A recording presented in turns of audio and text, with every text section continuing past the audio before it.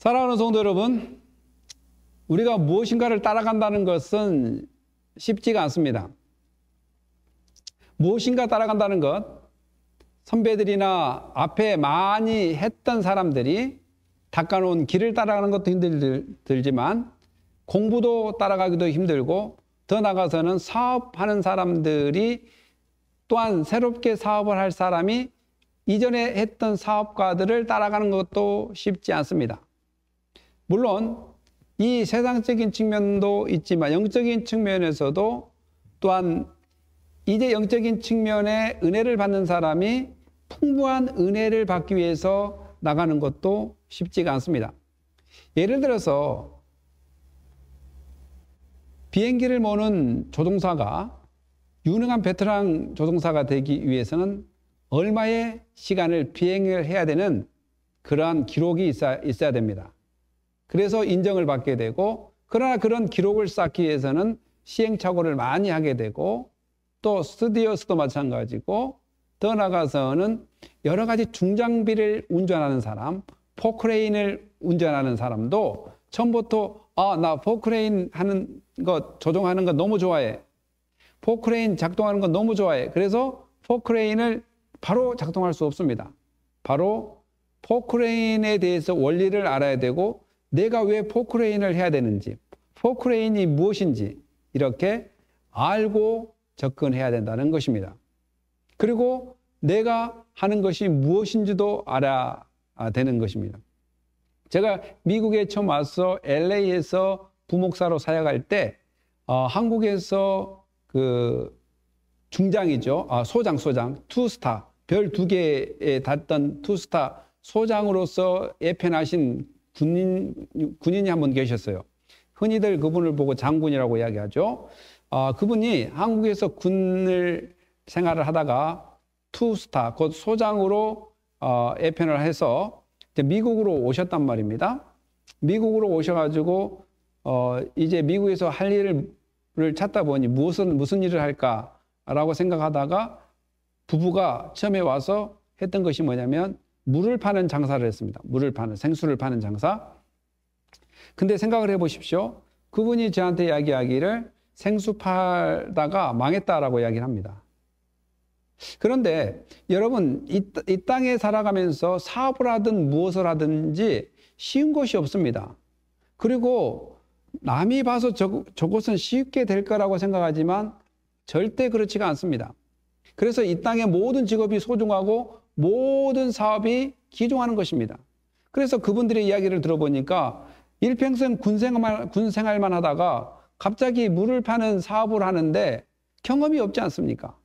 그리고 본인이 노년에 물 팔면서 그냥 시간을 보내고 조그만 수익을 얻으려고 하는 그 의도는 좋지만 직접 경험이 없는데 섣불리 많은 돈을 투자해서 접근해서 한다는 것은 곧 망하는 길로 가는 지름길이라고 말할 수 있습니다. 어떻게 그것만 이야기할 수 있습니까? 또 몇몇 사람이 식당을 하다가 아는 사람이 식당을 투자를 했는데 금방 망해버립니다. 한국에서 돈을 많이 가져와서 식당을 하는데 결론은 뭐냐면 식당이 무엇인지, 또 내가 왜 식당을 해야 되는지, 그리고 식당을 하면 어떻게 해야 되는 이 경험들과 정확한 정체성을 파악하지 못하고 시작하기 때문에 그렇습니다. 물론 정확한 정체성이랄지 자기를 파악하고 또 그것을 알아도 쉽지 않습니다. 모든 일들이. 그럼에도 불구하고 그렇게도 잘 알아도 쉽지 않은 일을 섣불리 그냥 노년의 허드렛 일로 생각해서 모든 것을 접근한다면 망하게 됩니다. 영적 생활에도 마찬가지입니다. 제자들의 가는 길도 마찬가지입니다. 제자들이 가는 길이 그저 내가 은혜 받았기 때문에 이렇게 하면 되겠지, 저렇게 하면 되겠지라고 쉽게 생각하면 안 됩니다. 왜냐하면 제자의 길을 가는 사람도 마찬가지로 내가 누구의 제자인지, 내가 제자의 길을 왜 가는지, 그리고 내가 누구의 제자라면 그 리더가 나에게 원하는 것이 무엇인지를 알지 못하고 무작정 따라간다는 것은 망하는 길이고 또한 망하는 지름길이라고 이야기할 수 있습니다. 고로 영적인 사업이나 육적인 사업이나 어떤 것에 대해서 잘 알고 또 그 정체성이나 왜 내가 그것을 해야 되는지를 잘 알고 해야 되는데도 불구하고 잘 알지 못하고 한다는 것은 전혀 맞지 않는 일이고, 심지어 잘 안다고 할지라도 이 세상이 호락호락하게 잘 되어지고 잘 넘어가고 잘 이루어지는 것이 아니라는 것을 우리는 알 수 있습니다. 오늘 예수님도 제자들을 불렀습니다. 그리고 예수님께서 많은 사람들에게 귀신도 내쫓아주고 질병도 고쳐주십니다. 그런데 그런 일들을 하다 보니 많은 사람들이 몰려들기 시작하지 않겠습니까? 그러면 거기서 몇 명 중에 예수님, 나는 예수님의 제자가 되고 싶습니다. 예수님을 따라다니고 싶습니다. 라고 이야기를 한 사람들이 있다는 것입니다. 그러면 단순히 갑작스럽게 그렇게 예수님의 제자가 되고 싶습니다. 예수님을 따라가고 싶습니다. 라고 이야기한다고 되겠습니까? 그러니까 예수님께서 제자가 되려면 제자가 가는 길이 어떤 길인가를 오늘 말씀을 통해서 몇 가지 이야기해 주는 것을 볼 수 있습니다. 물론 예수님께서 제자를 부르십니다. 부르시면 예수님께서 그들에게 뭘 시키냐면 트레이닝을 시킵니다. 3년 동안 제자들을 불러서 했던 것이 뭡니까? 트레이닝입니다. 트레이닝. 훈련을 시켰다는 거예요. 그리고 그들이 정말 누구의 제자인지를 가르쳤습니다. 그러면 누구의 제자를 가르친다는 것은 그 스승이 누군가에 대해서 알아야 되지 않겠습니까? 제자들이 바로 그 스승이 누군지, 곧 예수님이 누군지에 대해서 가르쳐 주는 것을 볼 수 있습니다. 그래서 따르는 자는 잠재적으로 다음에 리더가 되는 것이고, 리더는 곧 따르는 자였습니다. 그리고 여전히 우리는 따르는 자가 돼야 되고요. 리더와 따르는 자는 분리할 수 없는 것처럼 오늘 예수님의 제자들도 예수님을 따라갈 때 어떤 일이 벌어지는 건지, 또한 제자로서 어떤 마음을 가져야 되는지 말씀을 통해서 나눠보겠습니다. 그러니까 예수께서 무리가 자기를 에워싸는 것을 봤습니다. 예수님께서 병자를 고치고 귀신을 내쫓으니까 많은 사람들이 막 몰려드는 거예요. 가버나움에. 그러니까 예수님께서는 그 자리도 피해야 될 것이고, 또 예수님께서 귀신과 병만 쫓으려고 이 땅에 오는 것이 아니었고, 어떠한 사건을 통해서 하나님의 나라와 또한 하나님의 통치를 위해서 오신 예수님이 누구신가에 대해서 계속 사건 가운데 보여줘야 되기 때문에 무리를 멀리하고 건너편으로 가기를 몇몇 제자들에게 명했습니다. 예수님께서 몇몇 제자들에게 명하고 있는데 한 서기관이 나타난단 말이에요. 한 서기관. 사랑하는 성도 여러분, 서기관과 제사장과 또한 이런 장로들은 늘 신약 성경에서는 네거티브로 나타납니다. 부정적인 입장에서 나타납니다. 부정적인 입장에서. 그런데 이 서기관, 율법 학자라고도 이야기할 수 있습니다. 이 서기관 한 사람이 예수님께 나타나서 예수님 어디로 가든지, 그러니까 선생님이요, the Lord라고 이야기하지 않고 선생님이요 어디로 가든지 저는 따르리다. 곧 따른다는 말이에요. 팔로우 한다는 말이에요. 팔로우 한다는 말은 내가 제자가 되고 싶습니다 라는 것입니다. 제자가 되고 싶다는 것. 그런데 예수님께서는 그를 부르지 않고 그가 먼저 제자가 된다고 이야기합니다. 그런데 예수님께서 그러면 제자가 되는 것이 무엇인 줄 아느냐? 예수께서 말씀하십니다. 봐라, 여우도 굴이 있고 공중의 새도 거처가 있으되 인자는 머리 들 곳도 없다 하시더라 라고 이야기합니다. 그 말은 뭐냐면 네가 따른다고 나를 하는데 나는 이런 사람이야. 여우는 굴 속에 살지, 그리고 공중의 새도 그 새집에서 살지 않습니까? 이런 것처럼 여우나 새가 거처가 있음에도 불구하고 나는 이 머리 둘 곳이 없다라는 것입니다. 이제 인자란 말은 여러 가지 의미로 쓰이고, 에스겔도 자기를 인자라고 이야기하고, 그러니까 인자란 말은 뭐 사람의 son of man이에요. 사람의 아들. 그리고 변하기 쉽고 연약한 사람의 아들. 그러니까 이 인자란 말은 성경에서 여러 가지 의미로 쓰이고 예수님에서 에게 인자로 쓰였던 것은 바로 메시아적인 측면도 있고 고난받는 순환받는 측면도 있고 더 나아가서는 자기를 가르쳐 인자라고 나라는 의미로서 인자라는 말을 쓸 수도 있고 여러 가지 의미로 인자라는 이야기를 쓸 수 있고 구속주로서 인자를 쓸 수도 있고 또 종말의 심판자로서 인자를 사용했던 그런 의미로 사용할 수 있었습니다.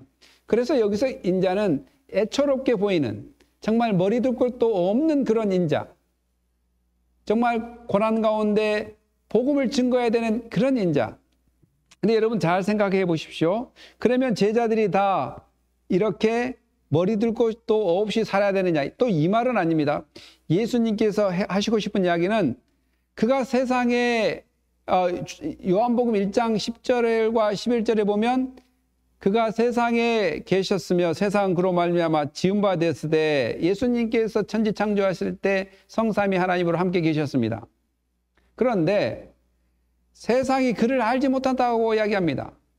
예수님이 이 땅에 오실 때 세상은 예수님을 알지 못하고 또 자기 백성들이 영접도 아니했다라고 이야기합니다.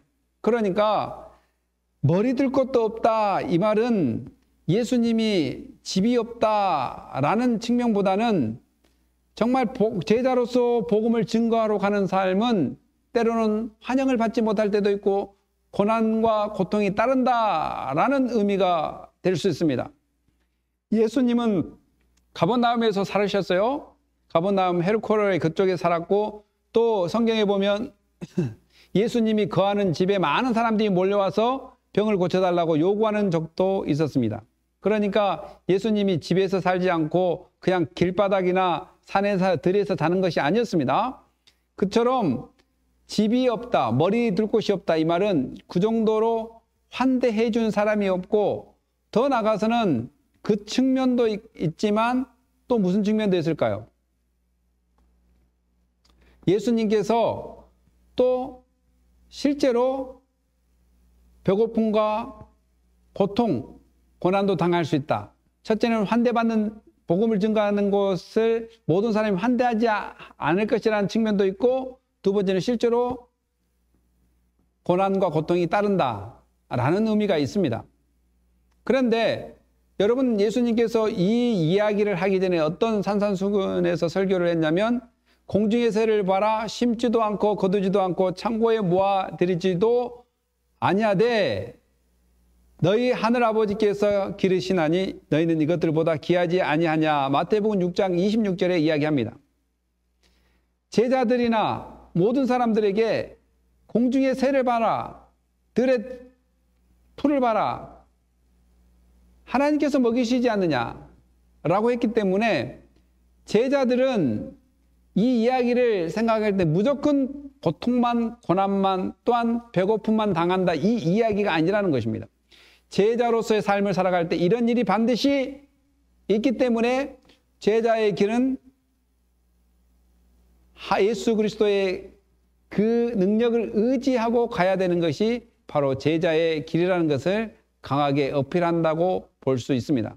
사랑하는 성도 여러분, 세상 사람들이 환대해 주지 않고 또한 내가 좀 힘들고 고난과 배고픔이 있다 할지라도 예수님의 제자들은 쉽게 포기하지 않고 예수 그리스도의 복음을 따라가는 것이 제자의 삶이라는 것을 이야기해 줍니다.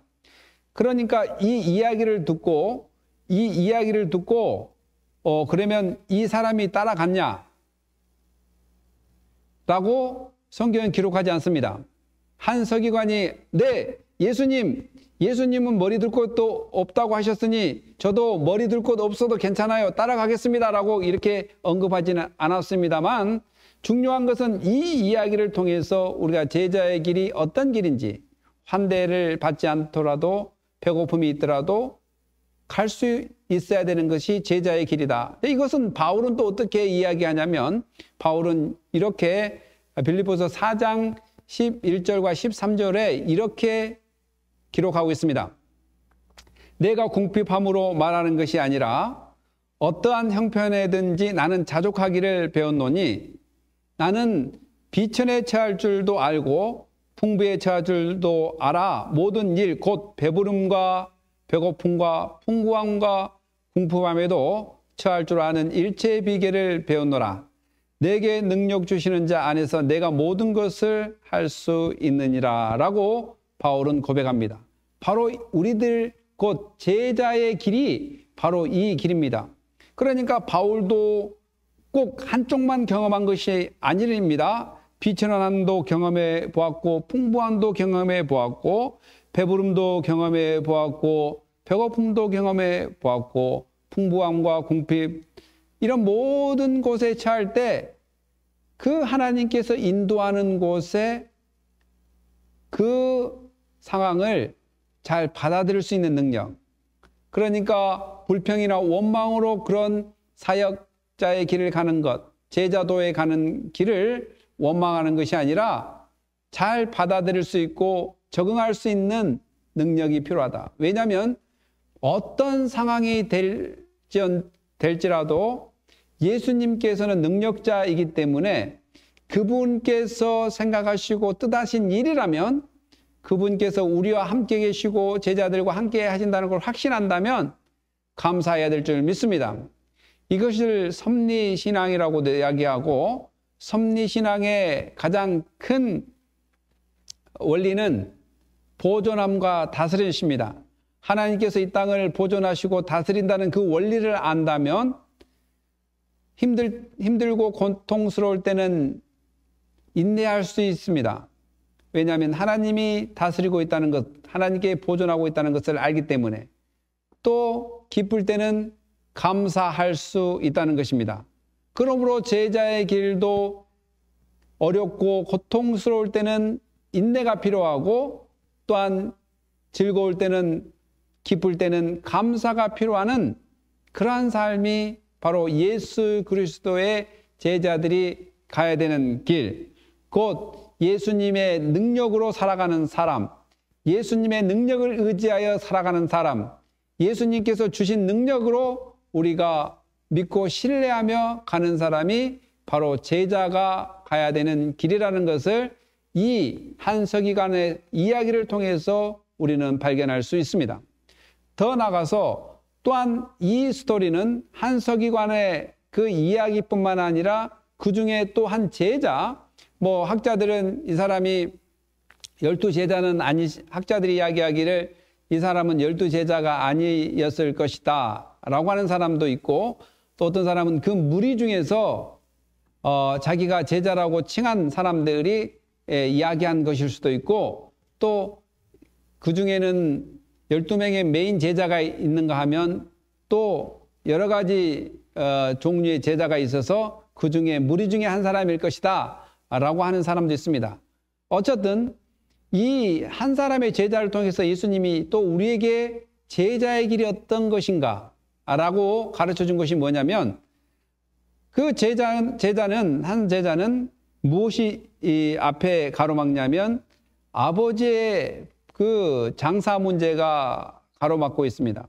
예수님께 이야기하기를 내가 아버지 그 장사를 하고 예수님을 따르면 되지 않겠느냐라고 질문을 합니다. 그런데 예수님께서는 그래야지 율법에서도 내 부모를 공경하라고 했으니 가야지 라고 이야기할 것 같았는데 예수님께서 이야기하기를 죽은 자들이 그들의 죽은 자들을 장사하게 하고 너는 나를 따르라 라고 이야기합니다.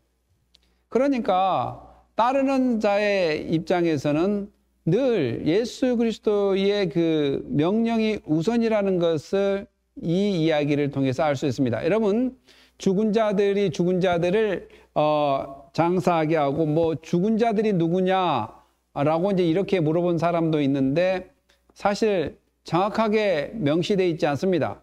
어떤 사람은 영적으로 죽은 자라고 이야기할 수 있고 아니다, 이것은 말장난이다. 그냥 세상에 흘러간 대로 모든 것이 다 너가 안 해도 다른 사람은 할 사람이 있다라는 그런 그 세상의 흐름을 이야기하는 거라고 이야기하는 사람도 있고 또 죽은 자가 누구냐? 장사 지내는 사람이 일 수도 있다. 장사 지내는 사람, 장례 회사를 차려서 장례를 집행하는 사람, 이런 사람들에게 맡겨라. 이렇게도 해석할 수 있고 여러 가지 해석할 수 있지만 중요한 것은 이것이 그 문제에 입각해서 이야기할 것이 아니라 예수님께서 이 이야기를 통해서 제자들이 어떤 마음을 품어야 되는가.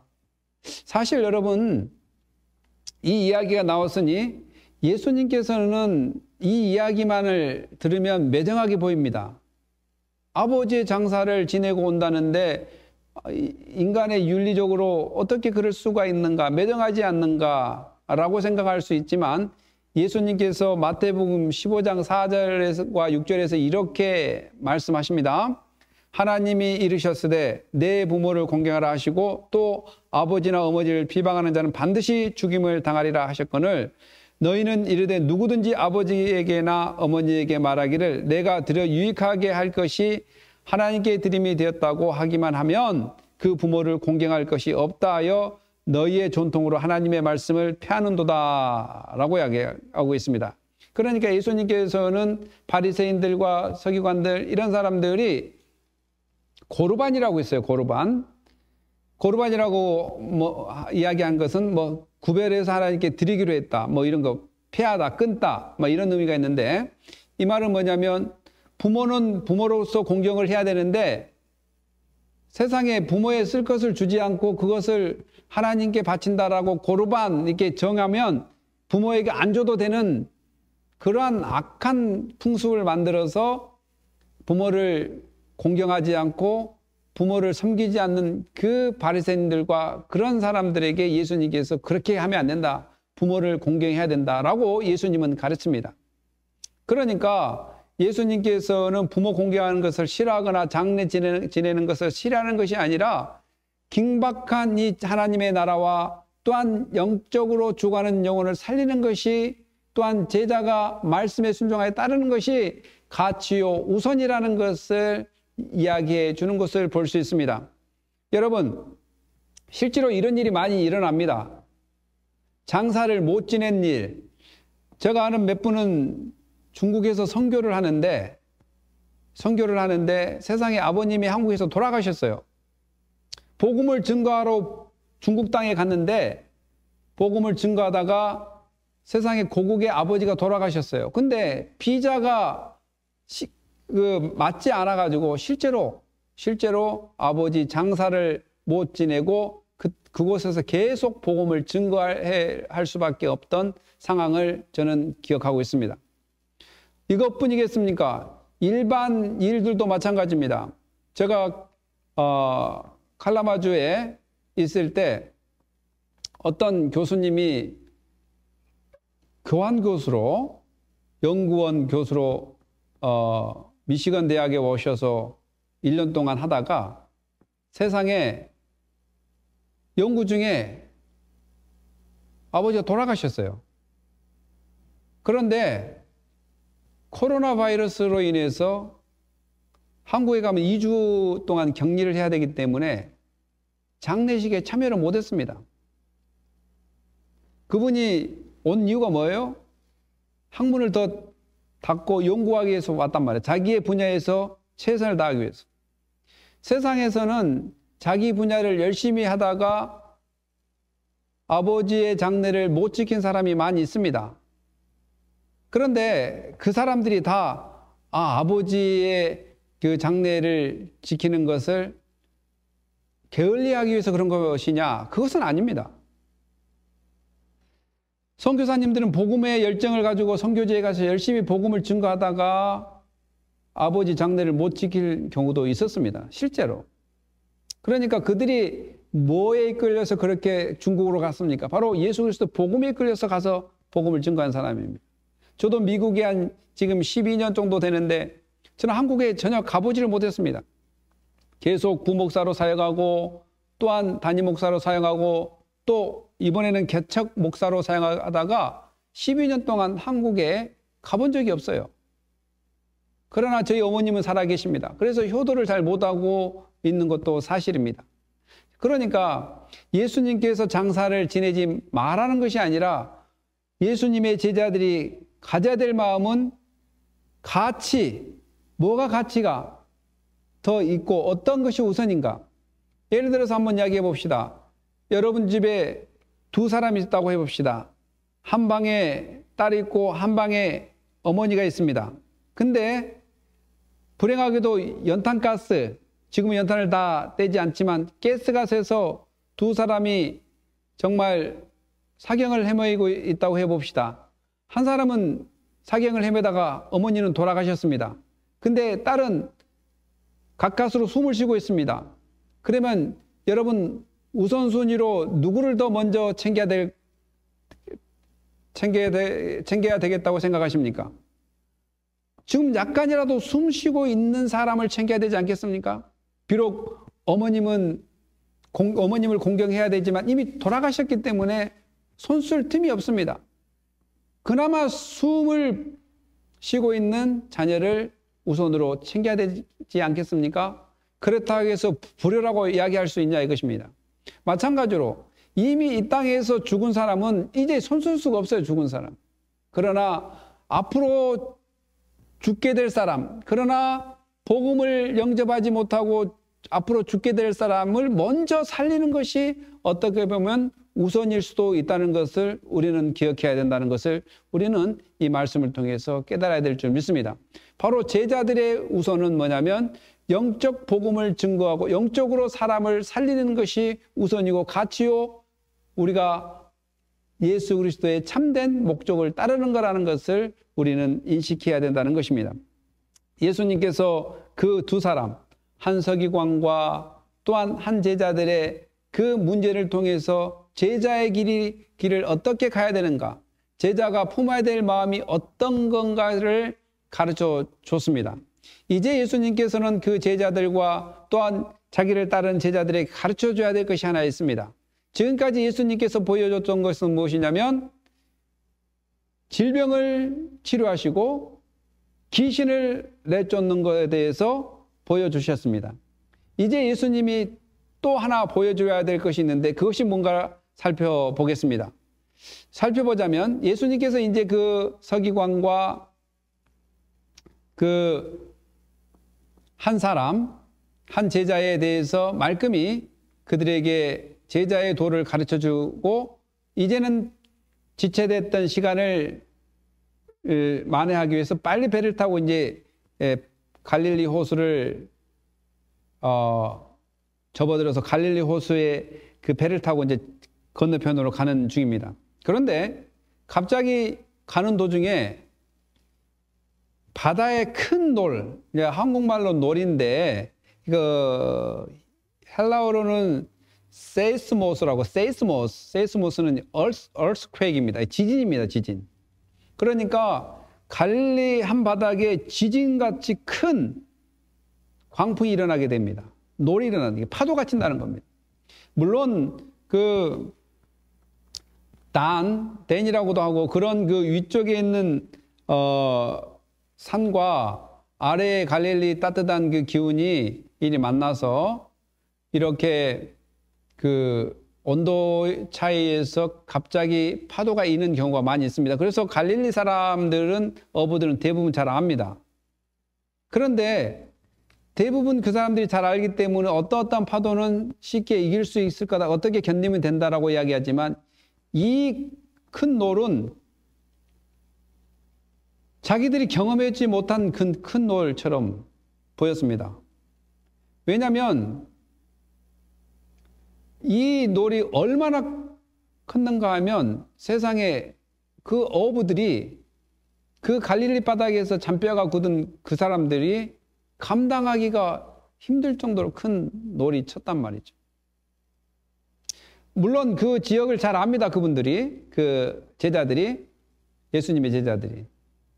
웬만한 파도를 쳐도 이것은 어떻게 대처하면 되겠다, 이것은 어떤 현상이다 알지만 이것은 지진처럼 엄청 큰 파도와 놀이 일어나기 때문에 이런 현상이 일어났는데 물결이 배를 덮이게 됨으로써 예수께서는 그 와중에 주무신다는 거예요. 주무신다.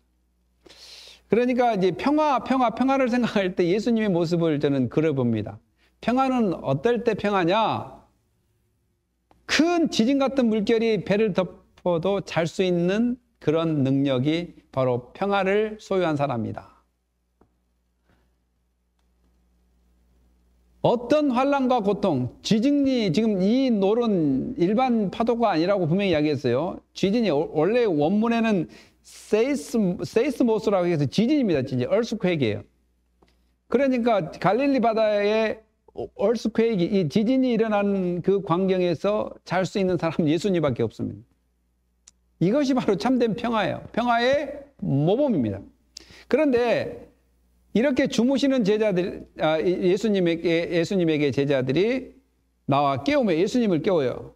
주여 구원하소서. 이것은 명령입니다. 구원해줘, 구원해줘. 이걸 또 기도의 문이라고 이야기할 수 있습니다. 주여 구원하소서. 우리가 죽겠나이다. 저는 죽겠나이다, 또 죽을 상황이면 예수님을 찾아야 됩니다. 예수님을 찾아야 돼. 죽을 상황인데도 버티고 있다가 진짜 죽을 수 있습니다. 근데 제자들은 죽을 상황에 누구를 찾냐면 주여 구하소서라고 하는 것처럼 오늘 우리 가운데 제자들이 해야 될 마음이 뭐냐면 우리의 힘으로 모든 것을 하려고 하지 말고 상황이 어렵고 고통스러우면 오늘 이 갈릴리 바다에서 큰 파도, 얼스퀘이크와 같은 큰 파도를 맞는 제자들이 주여 구하소서 외치는 것처럼 제자들이 가져야 될 마음은 바로 이 마음입니다. 죽겠습니다. 구하소서 예수님. 이렇게 죽게 되고 힘든데도 기도하지 않고 하나님을 찾지 않는 것은 제자의 길이 아니라는 것을 우리는 발견할 수 있습니다. 이 제자들은 병 고치는 예수는 알았어요. 귀신 내쫓은 예수님은 알았습니다. 근데 이 제자들이 또 알아야 될 것이 뭔가? 바로 이 상황입니다. 제자들이 알아야 될 것은 다른 것인데 그들이 요구한 것은 뭐냐면 예수님께서 물동이로 빨리 배에 물이나 퍼질 수 있는 그런 사람으로 생각했을 수도 있습니다. 예수님 구해 주십시오. 빨리 물 같이 퍼내냅시다. 배에 물이 계속 들어오고 있지 않습니까? 라고 생각할 수 있습니다. 한두 기적은 압니다. 질병을 고치는 기적, 귀신을 내쫓는 기적은 압니다. 그러나 또 다른 기적은 생각하지 못하는 것이 예수님의 제자들의 생각이었을 것입니다. 여러분, 또 하나 우리가 발견할 수 있는 것은 이곳에서 제자들이 예수님과 같이 간다고 해서 파도가 안 친다 라고 생각해서는 안 됩니다. 오늘 우리 예수 그리스도의 제자된 우리들도 그리스도의 사역을 하지만 예수님을 내 안에 계시지만 파도가 친다는 것을 늘 깨달아야 될 것입니다. 제자들이 예수님이 함께 가도 파도가 친다는 것. 그럴 때 해야 될 것이 바로 예수님 구해 주십시오 라고 외치는 것이 필요하다. 무능력이 희망으로 전환될 수 있는 것이 뭔지 아십니까? 무능력한 상태, 나는 이 상황을 이길 수 없으니 정말 파도가 치고 배가 파손될 것 같고 배가 가라앉을 것 같은 이 상황을 이길 수 없으니 예수님 구해 주십시오 라고 했던 이 상황, 나의 이 무능력한 상황을 희망으로 바꿀 수 있는 것은 예수님 구해 주십시오라고 외치는 것입니다. 오늘 사랑하는 성도 여러분, 또한 오늘 예수님의 제자라고 생각하는 모든 분들은 이 말씀 속에 깨달음이 있으시기를 예수님의 이름으로 축복합니다. 무능력한 내가 희망을 가질 수 있는 것은 바로 예수님을 찾는 것입니다. 예수님을 부릅니다. 이걸 바로 제자들에게 예수님께 가르쳐 주고 싶은 것입니다. 또한 제자들에게서 배울 수 있는 것은 이 상황에서 원망 대신에 예수님을 택했구나 라는 것을 볼 수 있습니다. 그런데 그렇게 지진이 일어나는 큰 파도 가운데 예수님이 자시면서 제자들이 예수님을 깨우니까 예수께서 이르되 어찌하여 무서워하느냐. 아, 제자들은 무서워하지 말아야 되겠구나. 근데 무서워하는 이유가 뭐냐면 예수님이 가르쳐 주기를 믿음이 작은 자들아. 믿음이 작을 때 무서움이 생긴다. 믿음이 없을 때도 무서움이 생기지만 믿음이 작을 때도 무서움이 생긴다. 사랑하는 성도 여러분, 누가 내가 믿음이 많다라고 할 사람이 누가 있겠습니까? 믿음은 정지된 단어가 아니라고 이야기했습니다. 믿음이라는 것은 정지된 단어가 아니라 계속 연결된 단어입니다. 그래서 믿음이 작다, 크다라고 이야기하지 믿음이 있다, 없다라고 이야기하지는 않습니다. 믿음이 조금 있다. 믿음이 중간만큼 있다. 믿음이 크게 있다. 이라고 이야기하지 그냥 단편적으로 있다, 없다라고 두 개로 이야기할 수 없는 것이 바로 이 믿음이라는 단어입니다. 그래서 예수님이 믿음이 작은 자들을 하고 일어나 두 가지를 교훈하죠. 제자들에게는 믿음이 작은 자들이라고 이야기하면서 반면에 바람과 바다를 꾸짖습니다. 꾸짖어. 그러니까 바람과 바다가 잔잔해 버립니다. 사랑하는 성도 여러분, 이제 예수님이 제자들에게 보여주고 싶은 것이 바로 이것입니다. 예수님이 질병만 다스린 것이 아니다. 예수님께서는 귀신만 내쫓는 것이 아니다.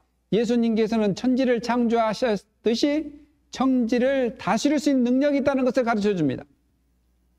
오늘 우리가 예수를 믿는다, 하나님을 믿는다 라고 할 때 우리가 제자들처럼 작은 믿음을 가지고 있는 것은 사실입니다. 그래서 흔들리고 어려울 때 하나님이 귀신도 내쫓고 질병도 내쫓고 세상도 다스린다는 것을 잃어버릴 때가 많이 있습니다. 잊어버릴 때가 많이 있습니다. 사랑하는 성도 여러분, 하나님께서는 세상도 다스리시고 질병도 다스리시고 귀신도 내쫓는다면 우리 안에 자그마한 모든 문제도 해결할 수 있다는 그러한 능력을 가져야 됩니다. 그런 사람에게 있어서 예수님은 나의 스승이요, 나의 주님이요, 나의 구원자요, 나의 모든 것이라고 이야기하면서 따라갈 수가 있습니다. 바로 예수님을 따라가는 사람은 이러한 마음으로 가야 된다는 것입니다. 시편에 다윗도 이렇게 고백합니다. 다윗도 어떻게 고백하냐면 주는 주의 힘으로 산을 세우시며 권능으로 띠를 띠시며 바다의 설렘과 물결의 흔들림과 만민의 소요까지 진정하시나이다. 시편 65편 5절로 7절에 다시 고백합니다. 그러니까 믿음의 사람들은 하나님께서는 세상을 창조했고 또한 창조한 세상을 다스리는 힘을 믿기 때문에 안전할 수 있다라고 이야기합니다. 그리고 예수님처럼 파도가 쳐도 잠을 잘 수 있는 것처럼 말입니다. 우리를 잠을 못 자게 하고 고통스러움 가운데 빠지게 하는 사건들이 뭐가 있습니까? 사랑하는 성도 여러분, 저도 부족합니다. 저도 이사 갔는데 갑자기 이사 간 집에 하수구가 부러뜨려져 가지고 물이 배수가 되지 않은 것입니다. 지하실이 넘쳐나요, 물이. 그래서 저는 혼란에 빠지게 됐습니다. 3주 동안. 그러면서 지금 그 상황을 보면서 제가 너무 힘들었어요. 그러면서 저는 느낀 것이 뭐냐면 이 상황 가운데 왜 평안을 못 느낄까? 이렇게 생각지도 않은 하수구가 부러져서 정말 엄청난 돈이 들고 그걸 고치려면 또 보험도 되지 않는다고 하고 이 상황을 딱 맞닥뜨리니까 정말 힘들었습니다. 3주 동안 설교하는 것도 힘들었습니다. 설교를 준비하는 것도 힘들었고요.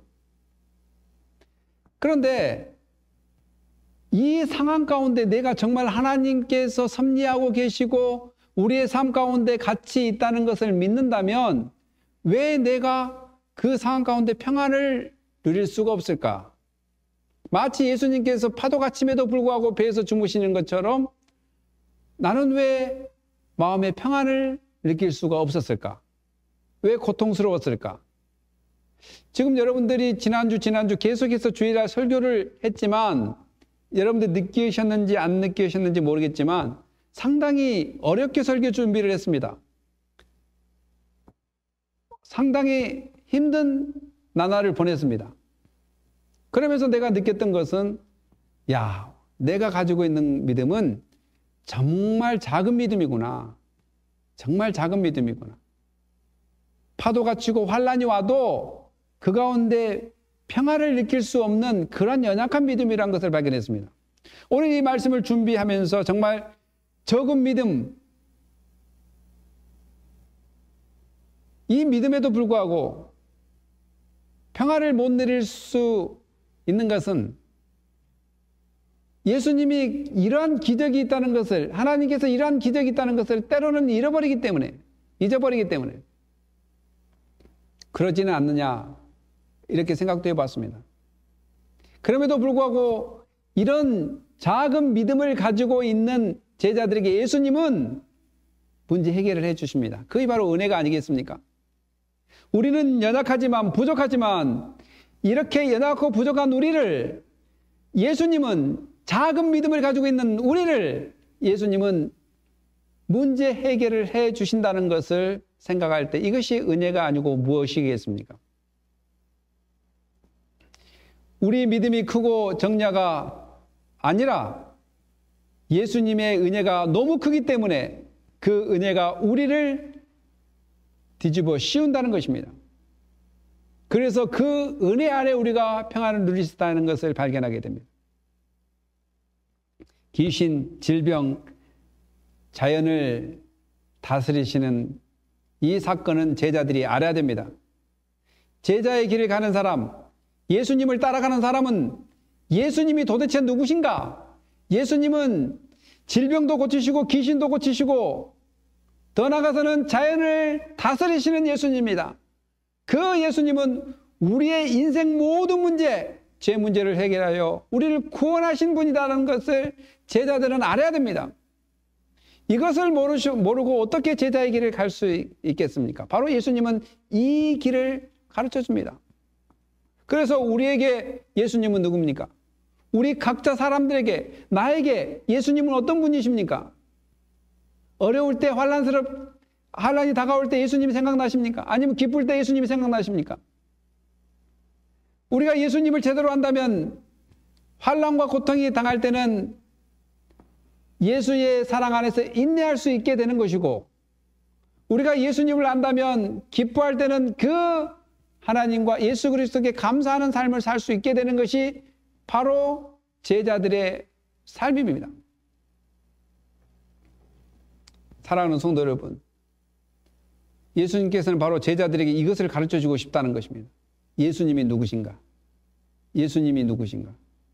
그래서 예수님께서 그렇게 할 때 사람들이 놀랍니다. 사람들이. 아니, 이렇게 earthquake, 이 지진과 같은 파도가 잔잔해지는 것을 보고 이가 어떤 사람에게 바람과 바다도 순종하는가?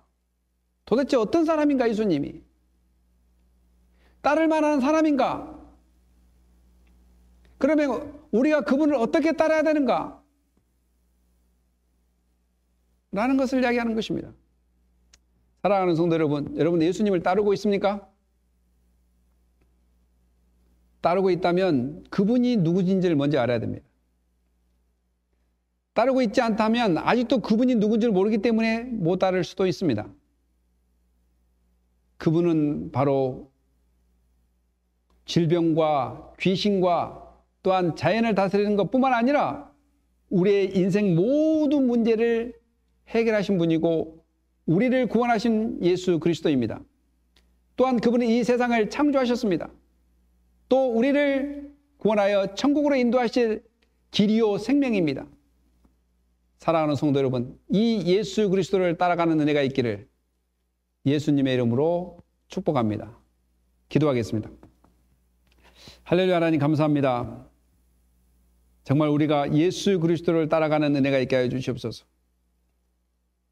예수 그리스도 안에서 충만한 삶을 살 수 있도록 도와주시옵소서. 제자의 길, 십자가의 길을 가는 사람, 오직 예수로 말미암아 충만하게 하여 주시고 예수 그리스도의 능력을 평가절하하지 않고 예수님의 크신 능력으로 승리하는 삶이 되게 하여 주시옵소서. 예수님만을 높이고 예수님만을 찬양하는 은혜, 또한 그분이 정말 누구신가? 위대하신 그 예수님의 제자가 되어 예수님의 가르침을 따라가는 그러한 삶을 살 수 있도록 도와주시옵소서. 감사하며 예수님의 이름으로 기도합니다. 아멘.